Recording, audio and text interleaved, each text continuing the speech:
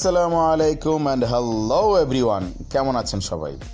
আজকে আপনাদের নিয়ে আসলাম নিউ ডোসা এক্সপ্রেস।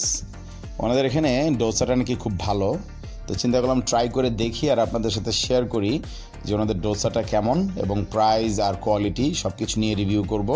তো চলুন যাওয়া যাক পুরো ভিডিওতে। শুরুতেই ডোসা বানানো দেখতে দেখতে দিয়ে দিই কিছু ইনফরমেশন। আমি এখন আছি পল্লী বিদ্যুৎ পল্লী ফুড ভিলেজে, এটা হচ্ছে নবীনগর অবস্থিত। এই মার্কেটটা নিয়ে আমার অনেকগুলো ভিডিও আছে, আসলে আমার কাছে খুবই ভালো লাগে। স্ট্রিট ফুডের জন্য মনে হয় one of the best market. So এই জন্য এখানে প্রায় সময় খেতে আসি এবং এখানে কিছু ব্লগও করা হয়েছে আমার। তো যারা আমাদের এই মার্কেটের আগের ফুড ব্লগগুলো দেখেননি, আমাদের চ্যানেল ভিজিট করে দেখে নিতে পারেন প্রয়োজনে। ভাই আমাদের ডোসা বানাক, আপনারা দেখতে থাকেন। আর আমি বলে দিই ডোসার প্রাইসটা হচ্ছে গিয়ে 120 টাকা, কারণ এটা চিজ ডোসা এই জন্য। আর নর্মাল ডোসাটা হচ্ছে গিয়ে আপনার 100 টাকা করে, যে চিজ দিয়ে দিচ্ছে উপরে। সো নর্মালটা হচ্ছে 100 টাকা করে। এই জায়গার প্রাইসিং আমার মনে হয় ভালোই, খারাপ না। কারণ নর্মালি যদি একটা রাস্তার উপরেও যে ডোসাগুলো অনেক জায়গায় বিক্রি করে, একটা ডোসা খেতে গেলে আপনার 100 টাকা লেগে যায়, সেই ক্ষেত্রে একটা মার্কেটের ভিতরে খারাপ না। এই হচ্ছে চলে আসছে আমার ডোসা, দেওয়া আছে ইয়োগার্ট, তারপরে চানা, ম্যাশ পটেটো, আর হচ্ছে গিয়ে আচার। আর এই হচ্ছে গিয়ে আমার চিজ ডোসা, চিজ দিয়ে দেওয়া ভিতরে। চলুন একটু খেয়ে রিভিউ করি যে আসলে ফ্লেভারটা কেমন। ফ্লেভার বলতে ডোসার কিন্তু নিজস্ব কোনো ফ্লেভার আসলে নেই, ওরকম যারা খাইছেন তারা জানেন।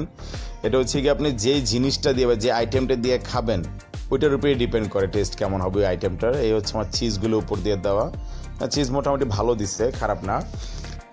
এবার খেয়ে টেস্ট করার পালা। শুরুতে একটু ট্রাই করলাম আপনার ওই টক দইটা দিয়ে, ছিল মোটামুটি। আসলে টক দইটার মধ্যে তো এরকম কোনো ফ্লেভার নাই। এখন হচ্ছে চানাটা দিয়ে ট্রাই করি, আমাদের চানাটা কেমন। চানাটা আসলে একটু মানে ডিফারেন্ট, আমার কাছে ভালো লাগছে, চমৎকার ছিল ফ্লেভারটা। মানে পুরো মানে চানার ভিতর হচ্ছে গিয়ে একটা মাংস ফ্লেভার ছিল। মানে সে রুটি দিয়ে খেতে খুবই ভালো লাগবে আমার মনে হয়, ডোসা দিয়েও ভালো লাগতেছে। এবার হচ্ছে আচারটা ট্রাই করে দেখি। আচারের ফ্লেভারটাও চমৎকার ছিল, খুব ভালো লাগছে। আজকে আমার সাথে ট্রাই করতেছে ডোসা আমার ভাগ্নি ডোসা খেতে থাকুক, আমি এফাকে আমার রিভিউটা দিয়ে ফেলি। ওভারঅল আমার কাছে খুবই ভালো লাগছে ডোসাটা। মানে সিম্পলের ভিতরে চমৎকার ছিল ফ্লেভারটা, বিশেষ করে চানাটার, আচারটা, আলুটাও চমৎকার ছিল। আলুটা আমি অবশ্য দেখানো হয়নি। আর আপনারা যারা ডোসা খাইছেন আপনারা অবশ্যই জানাবেন যে আপনাদের এক্সপিরিয়েন্সটা কেমন ছিল, আর নেক্সট কোন জিনিসটা ট্রাই করতে পারি, যে জিনিসটা আসলে আমার ট্রাই করার যদি কোনো আইডিয়া থাকে আমাকে দিবেন, সুবিধা হবে। ওভারঅল আমার ভাগ্নির কাছেও ডোসাটা খুব ভালো লাগছে। ওর কাছে নাকি আপনার বিশেষ করে চানাটা আর হচ্ছে ম্যাশ পটেটো দুটোটাই খুবই ভালো লাগছে। আপনাদের মধ্যে কেউ যদি পল্লী ফুড ভিলেজে খেয়ে থাকেন, অবশ্যই আপনাদের এক্সপিরিয়েন্সটা কেমন ছিল এই জায়গার, এবং এই জায়গার ফুড কোয়ালিটি আপনাদের কাছে কেমন লাগছে আমাদের সাথে শেয়ার করবেন। আর ইনশাল্লাহ দেখা হবে আগামী ভিডিওতে। আজকের মতো এখানেই বিদায় নিব ডোসা থেকে। তো কেমন লাগলো ভিডিওটা অবশ্যই কমেন্ট করে জানাবেন।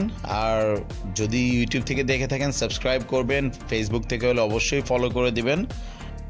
তো শেষ হয়ে গেছে আমাদের ডোসা প্লেট খালি। তো আগামী ভিডিও পর্যন্ত আল্লাহ হাফেজ।